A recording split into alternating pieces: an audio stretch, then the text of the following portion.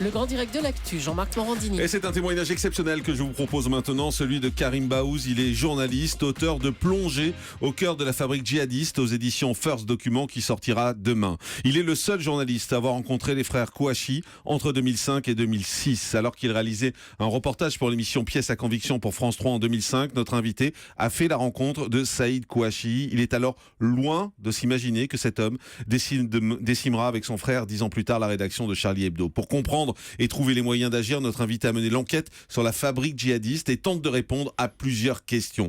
Karim Baouz, bonjour. Bonjour. Merci d'être en direct avec nous ce matin sur Europe 1. D'abord, je voudrais essayer de comprendre dans quelles circonstances vous avez rencontré Saïd Kouachi. On le répète, c'était en 2005, soit 10 ans avant les attentats. 10 ans avant les attentats, je fais à l'époque un reportage pour l'émission Pièce à conviction sur les filières du 19e arrondissement. Et c'est dans ce cadre que je rencontre Saïd Kouachi, puisque son frère a été déféré de la filière des Buttes-Chaumont avec Farid Benyetou et Tamer Bouchnak. Saïd Kouachi sort d'un interrogatoire de la DST. Donc il est assez traumatisé, oui, il est traumatisé, très méfiant. Mais également on voit que la police est sur lui quand même. Et la police, bien sûr, est sur lui dès 2005. Mais en 2005, lors des différents entretiens que l'on a, jusqu'en 2007, je ne sens pas chez lui une radicalisation. Je sens chez lui, lors de nos discussions, un sentiment de non-appartenance à la communauté nationale. Vous sentez qu'il est un peu paumé même. Et qu'il est paumé lorsqu'il m'amène chez lui. Je vois qu'il vit dans des conditions des matelas, même le sol de dénuement vraiment très très très fort. Donc ça c'est vraiment en 2005, je ne sens pas de radicalité. Ensuite, à partir de 2007, lorsqu'il me présente son frère Chérif, en 2005, excusez-moi, il est traumatisé par le fait, il y a un lien très fort entre la fratrie, que son frère soit emprisonné.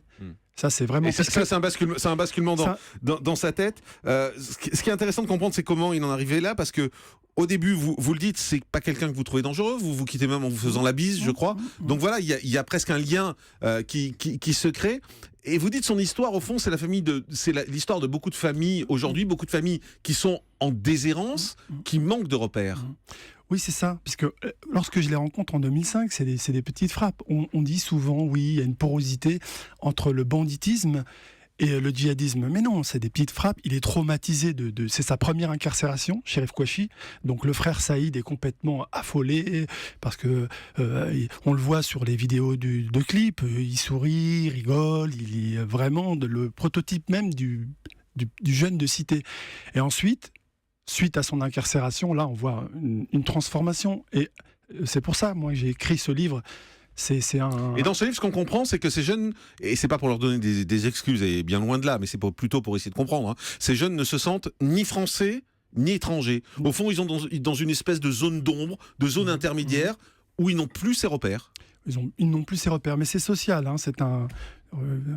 Que ce soit un jeune, avoir 20 ans dans un village du Poitou, à Brest ou à La Courneuve, parce que là, Jean-Marc Morandini, nous sommes à la frontière d'une problématique assez compliquée. C'est la fin des idéologies, c'est le non-appartenance à une communauté. Il y a beaucoup de problèmes, en fait, derrière le mot djihad. C'est Karim Baouz, c'est une enquête très complète que vous avez réalisée. Je voudrais qu'on s'arrête également un instant sur ce garçon que vous avez rencontré, ce djihadiste français, en tout cas, qui s'appelle Karim, qui souhaite rejoindre la Syrie. Vous avez passé plusieurs jours avec lui pour essayer de comprendre sa vie, essayer de comprendre son quotidien.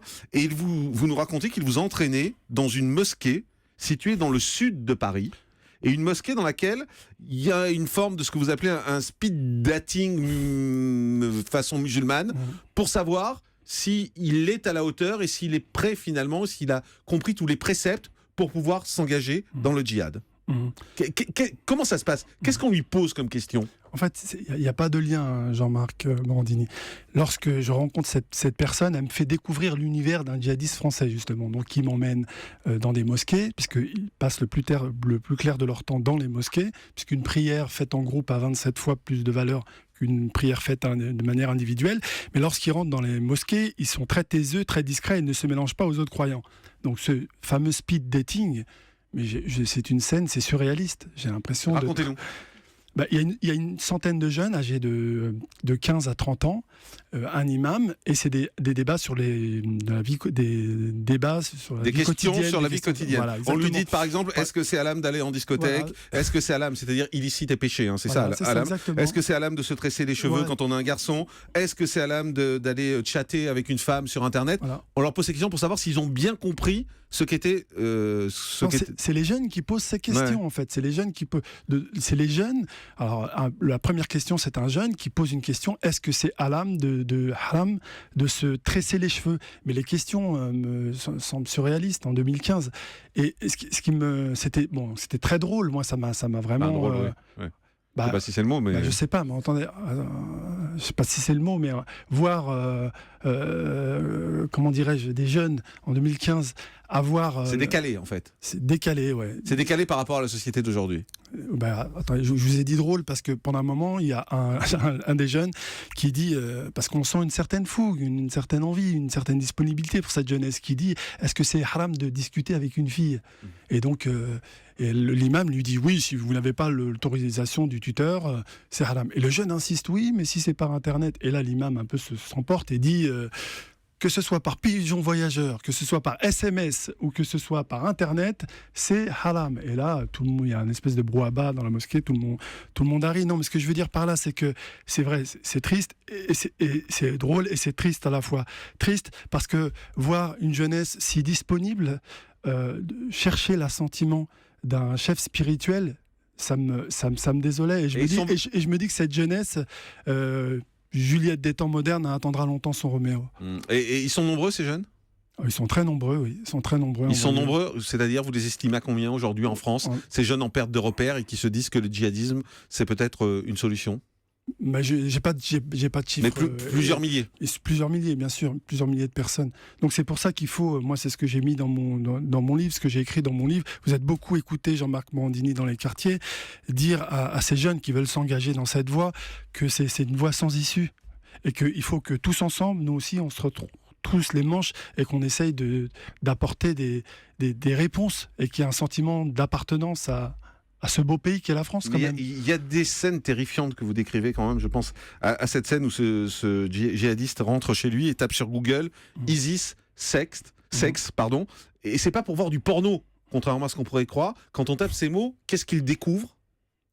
Là, c'est tout à la fin du parcours. Du parcours, oui. Alors, au départ, c'était plutôt même je découvrais un microcosme, donc il m'emmène aussi dans une salle de sport. Vous ne l'avez pas cité, mais là je vois. Pas, oui. D'accord. Mais juste quand il rentre chez lui, il tape ces mots sur Google. Il tape ISIS, et il tombe sur quoi ? Voilà, et là il tombe sur une scène atroce, deux barbus. Donc je comprends, j'hallucine sur la scène, qui dit à l'un, dit à l'autre, va me chercher un couteau bien aiguisé, et il commence à lui trancher la gorge. Et je vois ce jeune complètement fasciné par cet écran. Et là il y a comme une cassure.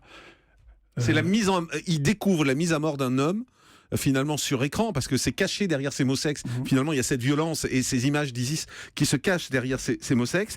Vous réagissez bien évidemment en voyant ces images. Vous dites j'ai envie de vomir. Il y a un fossé qui s'est créé entre nous.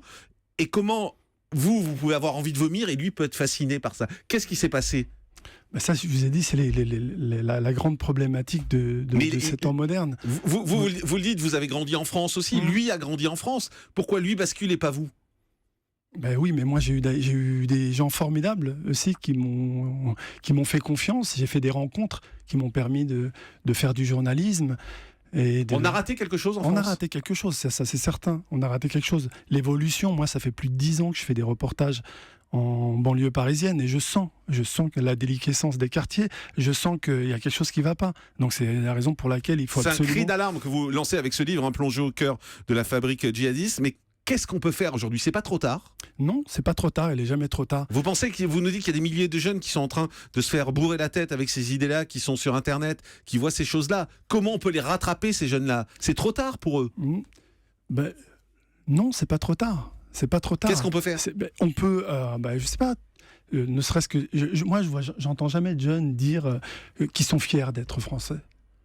que la France c'est un pays formidable. Non mais moi je suis reporter. J'ai la chance d'aller en Afrique. J'ai la chance de voir des choses, mais vraiment qui sont tristes, lorsque vous voyez un père de famille qui tient son enfant dans sa main et que il peut pas le soigner, il n'a pas d'argent pour le soigner. Lorsque vous êtes en Afrique et que vous voyez que le seul souci existentiel de cet enfant, c'est de savoir ce qu'il va manger à midi. Savoir ce qu'il va manger dans la journée, sa boulette de riz. Nous ici, il y a de la lumière, il y a des routes goudronnées. Vous dites, il y a de l'eau. donnons-leur le goût de la France. Exactement, il faut être fier d'être français. C'est un très beau pays. Il faut être fier d'être français. C'est signé Karim Baouz, plongé au cœur de la fabrique djihadiste. Merci d'avoir été en direct avec nous. Ça apparaît demain chez First Document. Et merci d'avoir choisi le grand direct de l'actu pour vous exprimer sur ce sujet. Une pause et dans un instant, le dernier mot. À tout de suite.